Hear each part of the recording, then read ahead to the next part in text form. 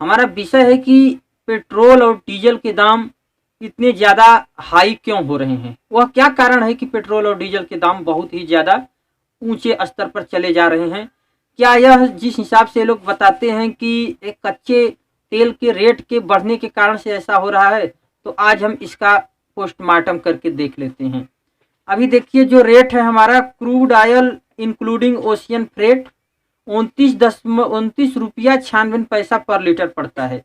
Refinery processing plus refinery margin plus OMC margin plus freight cost और logistic यातायात का कुल मिलाकर के 3 रुपया 58 पैसा पर लीटर ये भी जोड़ लीजिए। फ्यूल प्राइस आफ्टर प्रोसेसिंग 33 रुपया 54 यानी कि 33 रुपया 54 पैसा पर लीटर ये पड़ रहा है आपका। अब इसके बाद असली खेल जो शुरू हो रहा है रेट बढ़ने का, यह तो 33 रुपया 54 पैसा पर लीटर के दर से आ रहा है।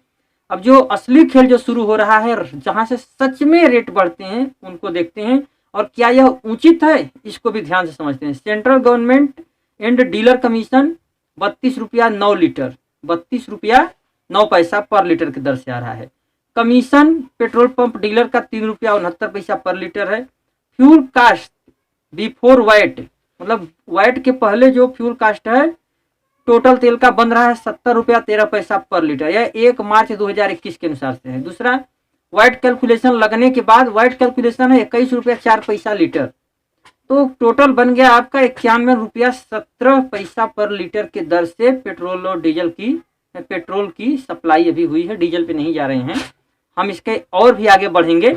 तो एक और आंकड़ा उठाते हैं।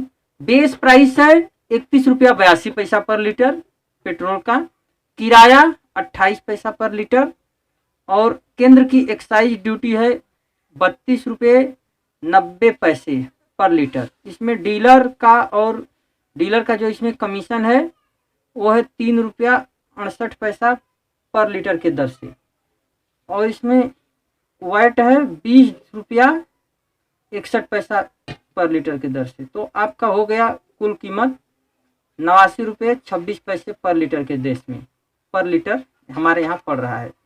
दूसरे नंबर पे जो इसका आ रहा है, दूसरे देशों में भी जरा सा इसको हम मिला लेते हैं तो मतलब कि हम केवल हमारे ही यहाँ इतना रेट क्यों बढ़ रहा है। यदि कच्चे तेल पे डिपेंडेंसी है तो अन्य देशों में भी तो बढ़ता जा रहा है। दूसरे देशों का रेट देखिए, देखते हैं। पहले भारत के जो पड़ोसी देश हैं उनसे हम मिला लेते हैं। भारत में है 89 रुपया 88 पैसा पर लीटर। नेपाल में है वही पेट्रोल जो कि भारत खुद सप्लाई करता है 68 रुपया 97 पैसा पर लीटर। देखिए कितना बड़ा अंतर है। श्रीलंका में है 60 रुपया 26 पैसा पर लीटर।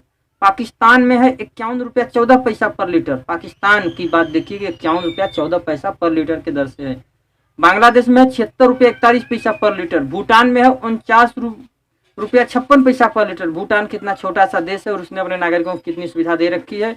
अब ऐसे ऐसे देशों का नहीं विकास होगा तो क्या हमारे और आपके यहाँ विकास होने वाला है? क्या विकास हो रहा है आप आगे ही देखिए। मलेशिया 35 रुपया 34 पैसा पर लीटर। अब देखते हैं भारत से जो कुछ के दूर के जो देश हैं। अमेरिका में है 54 रुपया 65 पैसा पर लीटर। चीन में 74 रुपया 74 पैसा पर लीटर और रूस में है 47 रुपया 20 पैसा पर लीटर। तो ये जो टोटल आंकड़े हमने आप सभी लोगों के सामने प्रस्तुत किए।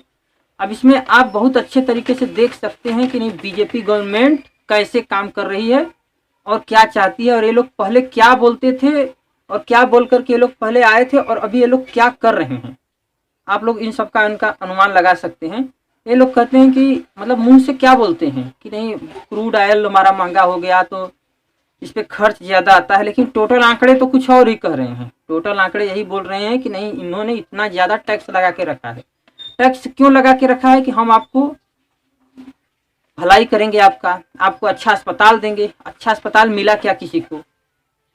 कितनी सारी सुविधाएं आपको मिलती हैं अच्छे अस्पताल में।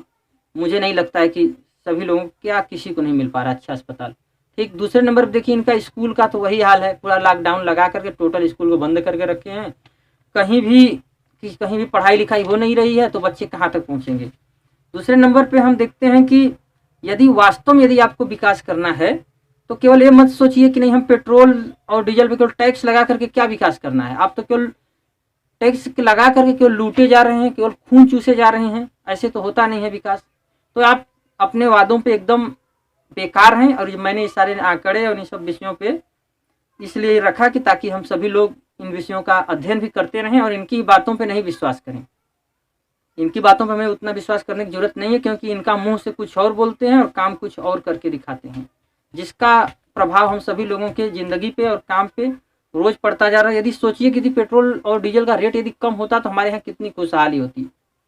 कम पैसे में हम लोग कहाँ से कहाँ आते जाते और हमारा बचत का लेवल क्या होता।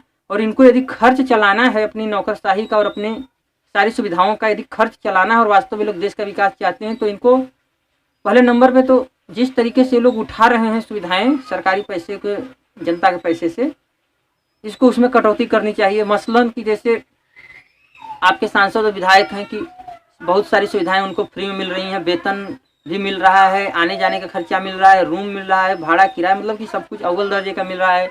इसके बाद इनको पेंशन भी ज़िंदगी भर मिलती है। 5 साल ड्यूटी करिए, पेंशन मिले ज़िंदगी भर, या कहाँ का न्याय है। इसलिए इस सब को ख़त्म करना चाहिए।